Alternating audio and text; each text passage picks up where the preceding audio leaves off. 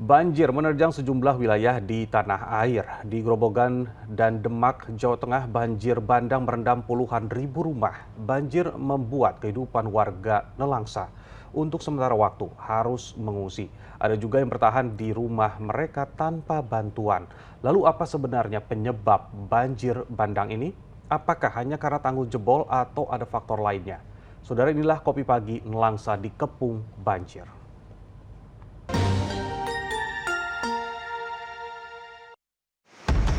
Banjir maning lur, berliwan lah ya Allah banjir. Astagfirullah.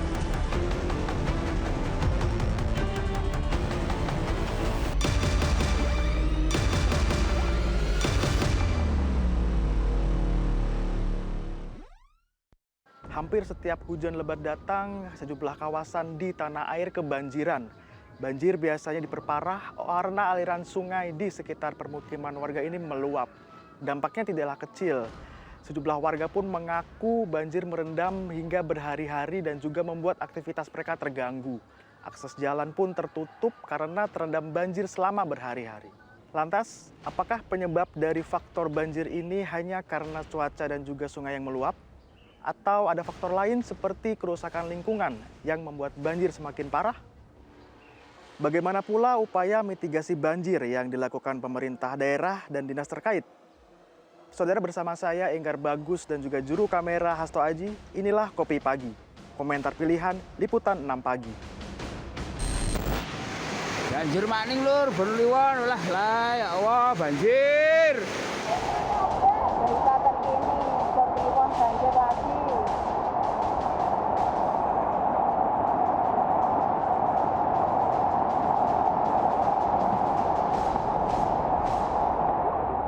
Banjir bandang seketika datang, membuat warga desa Bergas Kidul Kabupaten Semarang, Jawa Tengah ketakutan. Banjir berarus deras membahayakan keselamatan warga dan merendam permukiman. Ada belasan rumah kemasukan air banjir. Rumah. Omnya bro, astagfirullah. Astagfirullah. Astagfirullah. Di hari yang sama, banjir bandang juga menerjang desa Kemiri, Kecamatan Gubuk, Grobogan, Jawa Tengah. Bagi warga, ini kejadian mengerikan karena ada 4 rumah yang hanyut. Banjir merendam 12 desa yang membuat ribuan rumah warga kelelep air. Banjir bandang datang akibat tanggul Sungai Tuntang jebol. Inilah gambar dari udara bagaimana sulitnya membedakan daratan dan aliran sungai. Ribuan rumah warga yang terendam banjir sudah seperti rumah apung di tepi sungai. Bencana kali ini yang rumah hilang ada 4 dan yang rusak berat itu sementara ada 6. Banjir membuat warga nelangsa. Mereka kehilangan tempat tinggal untuk sementara waktu. Anak-anak dan warga lanjut usia mengungsi di sejumlah tempat, salah satunya di masjid. Masih di pesisir utara Jawa, wilayah Demak juga kebanjiran setelah tanggul Sungai Wulan jebol. Air sungai meluber merendam ratusan rumah warga. Tingginya banjir membuat evakuasi anak serta warga lansia harus menggunakan perahu karet. Dampak dari banjir ini, 30 desa terendam banjir dan membuat sekitar 69.000 rumah terendam. Siang hingga malam, Tim Badan Penanggulangan Bencana Daerah atau BPBD Jawa Tengah berusaha mengevakuasi warga desa Babatan, Kecamatan Karanganyar, Demak yang sudah 2 hari terjebak banjir. Mereka diselamatkan lalu dibawa ke tenda pengungsian. Ibunya bagaimana? Ya, alhamdulillah sehat. Selama di sana berapa lama ini, bagaimana, ada bantuan atau bagaimana, Bu?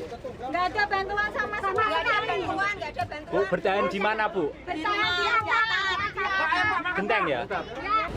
Ada beberapa titik di mana warga tidak ingin dievakuasi tapi ingin dikirimkan logistik permakanan. Ya, itu kita lakukan.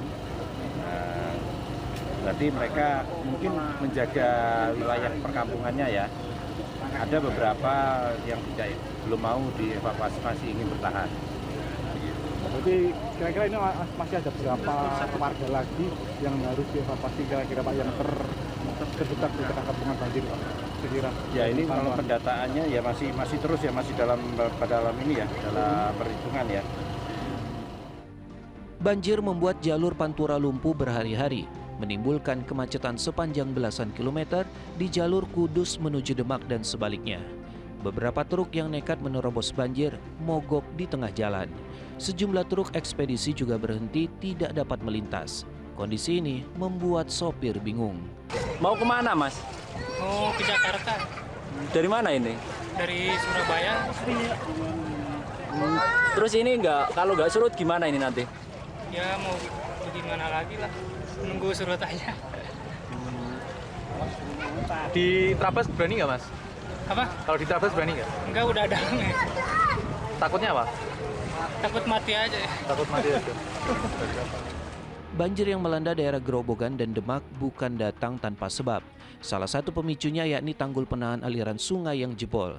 Jebolnya tanggul karena tidak mampu menahan debit aliran sungai yang terus naik seiring hujan deras yang datang. Sungai-sungai yang melalui Grobogan merupakan bagian dari sistem daerah aliran sungai Tuntang atau Das Tuntang yang membentang sekitar 798 km persegi, sedangkan panjang sungai utama Sungai Tuntang 139 km. Das ini sebagian besar hulunya berada di Kabupaten Semarang. Ada faktor besar lain yang membuat debit aliran sungai naik, yakni perubahan tutupan lahan dari vegetasi rapat menjadi lahan perkebunan, pertanian, hingga permukiman. Dari peta digital ini, coba Anda perhatikan yang dilingkari merah. Inilah salah satu area lahan yang diduga dialihfungsikan dari yang dulunya lahan hutan vegetasi rapat. Kita lihat ini kan sebenarnya memang faktor daripada perubahan iklim, ditambah lagi dengan banyaknya sedimentasi yang hadir di sungai, tentunya kan menambah beban bagi tanggul ya. Ya tentunya ini harus kita pahami bersama, utamanya masyarakat yang hidup di kanan kiri tanggul. Jadi kesiapsiagaan, ketangguhan bagi masyarakat kalau ada ciri-ciri sesuatu yang berbahaya untuk segera melakukan koordinasi dan evakuasi biar tidak terjadi dadaan istilahnya. Ini kan terdadak terdadak dengan kondisi sampai harus evakuasi malam hari. Ya alhamdulillah teman-teman relawan, dibantu TNI Polri sudah bisa melakukan itu. Dan kita berusaha sebesar semaksimal mungkin. Artinya ini faktor alam gitu ya, Pak? Ya, tetap ada faktor alamnya, tetap ada ya segala sesuatunya kita harus pahami bersama. Selain Grobogan dan Demak, ibu kota Jakarta juga menjadi daerah langganan banjir. Sejumlah wilayah di dataran rendah kebanjiran saat hujan deras turun. Jalanan hingga rumah-rumah warga juga ikutan terendam banjir. Tapi memang tak separah di Jawa Tengah. Banjir di Jakarta cenderung cepat surut dan datang lagi jika hujan deras kembali mengguyur. Paling banjir 2 jam air mengenang, terus subuh udah jam-jam 6 pagi sudah reda, udah surut. Mereka belum yang daratan rendah gitu. Jadi di kami ini RW 7 ini tergantung ketinggian sih sebenarnya. Untuk saat ini paling sekitar 1 meter gitu. Jadi paling nggak lama sih, paling semalam lah, 24 jam dia udah surut. Biasanya kalau 250 itu sampai semata kaki lah. Mata kaki ya. Surutnya lama nggak? Surutnya kalau yang tahun kemarin itu datangnya pagi, paling siang surut. Cepat Pak ya. Sementara itu, warga yang merasakan susahnya kebanjiran punya pendapat sendiri tentang penyebab desa mereka kebanjiran. Saya kira itu kok karena tersumbatnya sampah di bawah jembatan itu, Pak. Kemarin kalau hujan-hujan biasa itu tidak sampai gitu. Mungkin karena derasnya hujan yang dari ujung pusat sana, mungkin daerah Ungaran itu mungkin begitu lama lebat. Terus banyunya itu kurang lancar. Terjadinya itu, Pak. 10 tahunan ini baru pertama kali ini banjir. Terakhir itu sekitar tahun 2013 atau 2014. Mungkin karena air kiriman ya dari atas sana terus meluap ke sini dan terjadi jebol tanggul Sungai Capian ini. Sawah itu sudah terendam semua, Mas. Kalau di rumah itu sampai ke lutut. Penyebabnya ya juga banjir tuh tanggul jebol itu, Mas. Kalau nggak jebol Ya juga udah banjir. Kalau hujan biasa tidak ada kiriman dari Prengapus atau Ungaran itu kita itu sebetulnya aman-aman saja, Mas. Karena dikarenakan hujan lebat di hulu yang di Prengapus itu kan bisa kemarin itu ketinggian itu sampai 300 berapa ya di pintu air itu 37, sehingga sungai itu enggak kuat nampung. Akhirnya tanggul-tanggulnya pada jebol. Meski seringkali terendam banjir, sebagian besar warga mengaku tidak punya pilihan selain tetap tinggal. Mereka pun hanya pasrah ketika banjir besar datang, merendam seisi rumah, hingga membahayakan keselamatan mereka. Bukan hanya berharap bantuan, ketika banjir datang, warga juga berharap upaya serius dari pemerintah setempat untuk melakukan penanggulangan masalah banjir.